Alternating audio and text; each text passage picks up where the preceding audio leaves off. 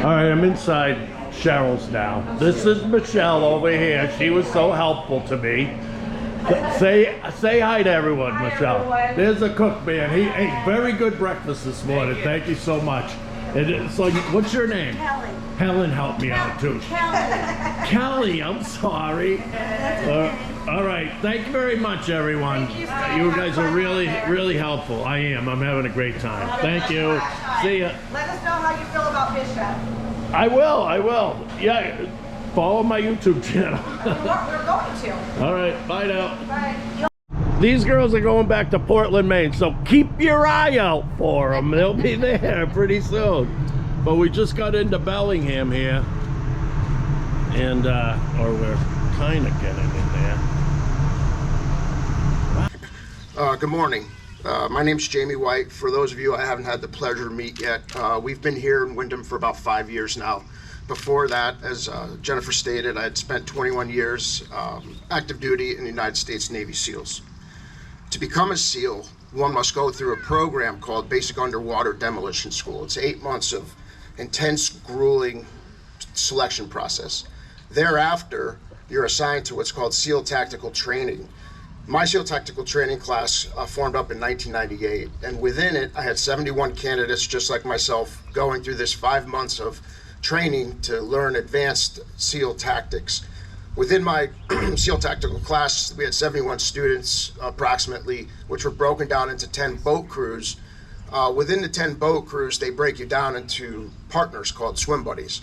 My swim buddy was a gentleman named Glenn Dory from Winchester, Mass. We both appreciated each other's dark New England sense of humor. He was born in Winchester, Mass, and I was born in Shelton, Connecticut. So it was a match made in heaven. Throughout the years, Glenn and I became very close. At one point, we became roommates together. We were both, after SEAL Tactical Training, we were both assigned to, our first duty station was SEAL Team 3. We became roommates thereafter, and just, we were very close throughout the years. At some point in our career, our career paths took different directions. Glenn went to work for the CIA, and I had moved to SEAL Team 6 at the time. That didn't really deter our relationship. We grew closer throughout the years. In June of 2012, I received an email from Glenn stating that he was going on a deployment, that he wanted to get together after the deployment. It was an undisclosed deployment. He wanted to get together. He was very interested in becoming a physician assistant. He wanted me to help him with the schooling process. So we were planning on getting together. Whenever he got back, he was unsure on how long this deployment was going to be. It's funny because at the end of his email, he's very sarcastic. He left me a message that says, "I miss you, brother, like a diabetic misses ice cream." On September 13th, 2012, I received a phone call from another friend and teammate of mine, Jose, who was with SEAL Team 1 at the time. He informed me Glenn had been killed in action in Libya, in Benghazi. I later learned that on September 11th, 2012, a massive Al-Qaeda force attacked the U.S. Embassy in Libya. Selfishly, Glenn volunteered to go from Tripoli down to Benghazi. After 13 hours of intense fighting, Glenn and a small group of ex-Special Forces were able to defend the U.S. base. Glenn and another SEAL lost their lives in Benghazi that night. To me, Memorial Day is about keeping their memory alive. So later, ensure you raise a toast in memory of them. Thank you.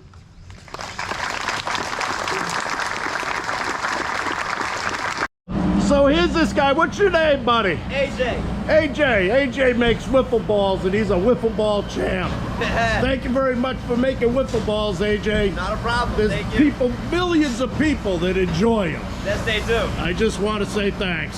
Thank you. Bye now. Bye. All right, this is Mike again, and he went in and got me a, well, there it is.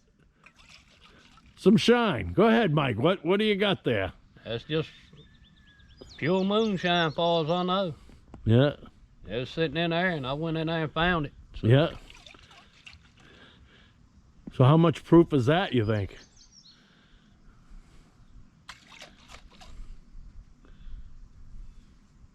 I'd say probably about 90. Yeah. Wow. A lot of proof. See if we can get the top off there. Maybe he needs to get the top off, take a little swig. It's sealed. No, it's sealed, huh? All right. Thanks a lot, guys. All right, I'm down here in Louisiana trying to look for some gators. I'm down here. Where am I, dude? Where? We in Raymond, Louisiana. Raymond, Louisiana. These guys are down here fishing for bluegills. They're gonna catch a meal. What's your name? My name Kevin. Kevin? Yeah. What's your name over there, brother? Sam. What? Sam. Sam. Yeah. So they're telling me there's a bunch of gators over across the way here. Everywhere. But he said, this guy here, he's telling me he's the best crawdad. Is it crawdad or crayfish or what? Crawfish. Crawfish? Yeah, we call them crawfish. Everybody got their own little name for 'em. Yeah. Depending on what water. Where you from, your accent. Yeah, your accent. Yeah, I don't have an accent. You guys got an accent, I think, huh? You got an accent, man. Do I? Yeah. I didn't notice. You know, I was thinking I might have to translate your accent into my accent so that people that are watching this will understand. Our accent down here is not as strong as most people's accent in South Louisiana. South Louisiana, a lot of people in South Louisiana, their accent is a whole lot stronger than ours. Oh yeah, a lot stronger. Yeah, you don't sound like you have a real thick accent. Well, no, I mean, I stayed in Detroit for about 10 years, so my accent kind of changed a little bit. Yeah. Detroit. Yeah, I might be going through Detroit. I don't know. Was a gator there? Oh, there's a gator down in there? There ain't crawfish. There's a gator, a giant, big Got garfish. alligator gar. Oh, there's something under there. He's coming this way too. He's coming this way? Yep. Oh, you guys heard him, huh? Oh, wow. That was cool. Yep. So anyways, he's the best Cook in the world. cook in the world. Scoop Eats LLC. Google me, look me up. There you go. Google him. Google me. Say it again. Scoop Eats LLC. Scoop East. Yeah. All right. Eats. Yeah. All right. Oh, now this. They're my first cousin. These mama's sisters, you know. Oh, yeah. He's your cousin? My first cousin. Yeah. I'll be having some of my cousins will be watching this. So. Yeah. All right, guys. Thanks for indulging me. Man, welcome to Louisiana, man. Thank you. You guys are really great guys. Everywhere I go, everyone I meet, they're Yeah. great people. Just great people. This the life to live, man. It is fishing, Fishing, laughing, you know, eating crawfish. eating crawfish. I gotta eat some crawfish, dude. You going through Tony? I mean, you going through Baton Rouge today? No, I'm heading the other way, I think, right? I'm heading west. Okay, Well, well, we going toward Texas. with Yeah, I'm heading for Texas. yeah, he gonna find some. They got a lot of crawfish spots going towards Texas. Yeah, I gotta try them, I guess. I'm not a very experimental eater, I guess, Man, you know. I met some people, like we bought a lot of crawfish for like events and stuff down Yeah. there with this dude I work with. And a lot of people, they ain't never peeled crawfish in their life, man. You had to teach them and everything. That's the same what we do with lobsters. You got to teach someone how to open them up and what to eat, what not to eat, Yeah. all that, you know. Yeah. I get it. Hey, thanks a lot, guys. Man, You guys are great. Great guys. All right, we got a bunch of guys here. All right. One of these guys here is from France. You're from France? From Portugal. Couple of guys from Portugal. Water, they said, yeah. Couple of guys from BC, Minnesota. Oh, we got a whole mess of people here. Utah? You're from Utah? Great. I'm from Maine, so we got a bunch of guys. Where are you from, dude? South Dakota, South Dakota. Mitchell, South Dakota, home of the Corn Palace. Corn Palace? Have you been there? No, I haven't, but I'm planning on getting there someday. Remember me when you're there. I will. Awesome. All right. Bunch of guys stopped here at the rest area here, at the little store. I don't even know where I am, but we're there. A lot of Triumphs, BMWs. We got a Yamaha here. Yeah. Nice. All right, I ran into these guys. What's your name, dude? Jerry, Jerry? this is my wife Sherry. Hi. Hi, Sherry. Jerry and Sherry. Yeah. All right. All right, now he picked up right away that I was from Boston, so this guy's traveling. Where you from? Edmonton. Edmonton? All right. So you do you root for the Edmonton Oilers? We do. Yeah, awesome.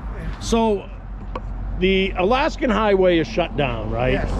And you were telling me some good advice on how am I going to go about getting to Alaska. So Right. go ahead, give me the spiel what you were just telling me. Well, from here you go to Prince George. From there you go up to Kitlonga Junction, grab a Highway 37, which is considered the Stewart-Cassiar. From there you go up to Watson Lake, turn left, go to Whitehorse, continue on to Alaska.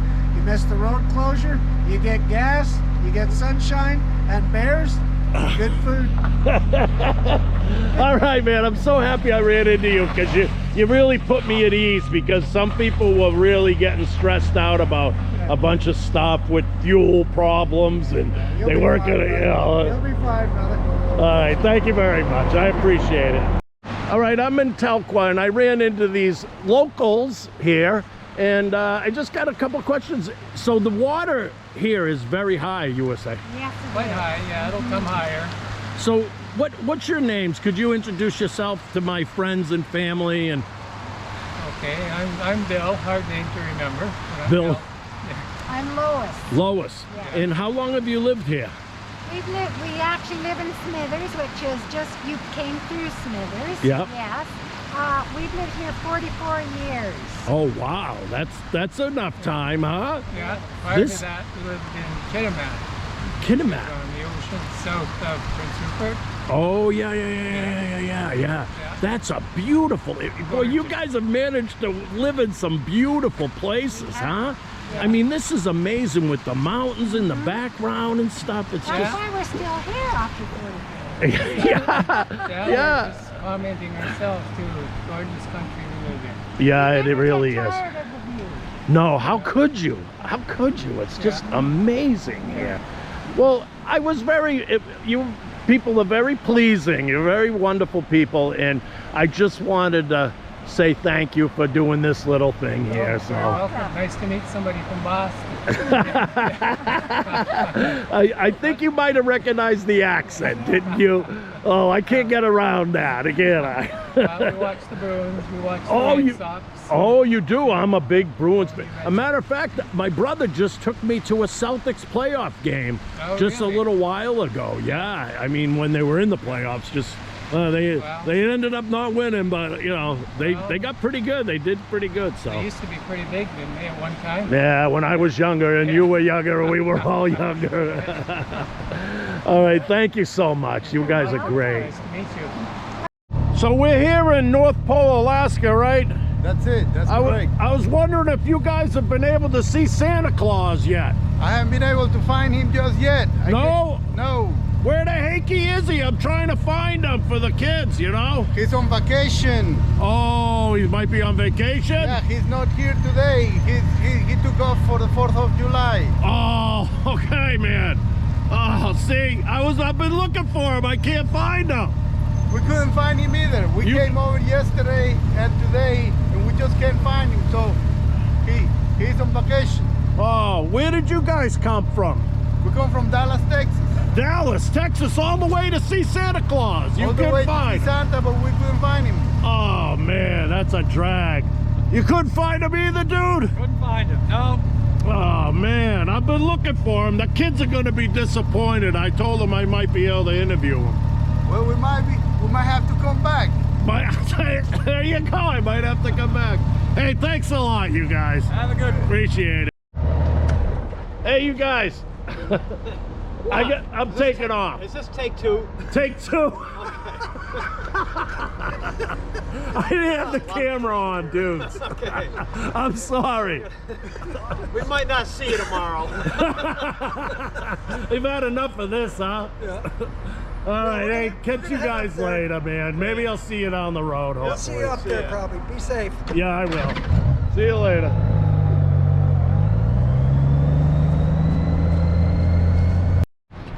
All right, we stopped there. I'm about 2 hours out of Watson Lake.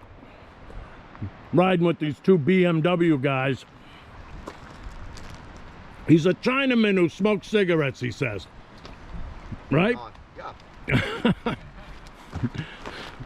All right. We had a lot of fun. Hey, dude, what's your name, man? I'm Jacob. Jacob? Yeah. Hey, Jacob. Nice to meet you. Thank you very much for letting me borrow your tools, and No worries, man. here you go. You didn't have to do that. I know I didn't, but you didn't have to let me borrow the tools either, right? Well, I'm not going to let you ride away with a book bag. All right, hey, I got a YouTube channel, and you just made my channel, man. Oh, that's good. So I'm going to be famous. Oh, yeah, no, not likely. It's just family and friends, but hey, you never know. Thank you very much for letting me borrow your tools. No worries. All right, this is Laurie. He's quite a character. And Laurie, you got your story about the UFO in 1967. Why don't you just let me know what happened? Well, there was two of us in the car. A friend of mine bought a car that day and he never had no license, so he got past me by driving around. Only reason why we was there. We happened to be in Barrington around 10:30 and getting ready to come home, and there was 3 girls that had been to the show there that we used to go to school with, and they had asked us if we'd give them a ride home. Because we lived back there, and they lived this way, so that's the only reason why we was going through here. And as we was coming up through Shag Harbor on top of the hill, back behind us there, about half a mile, and over the land there we see lights. Everybody just thought it was a plane. As we was driving along, it was going no faster than we was. After we went by the school there, it started going up the hill. The lights started from going level, started to 45-degree angle coming down. Before we made the top of the hill, we lost sight of it for about 2 seconds. Made the top of the hill, we see a light in the water. We kept going to a phone booth and went in there, and I called the RCMP and reported a plane crash. The first thing he asked me is, what if you've been drinking? I said, nothing. Been a Saturday night, it might have been a different story. He didn't believe me, but he got the number for the phone booth, and I went to leave to go, and he called me right back.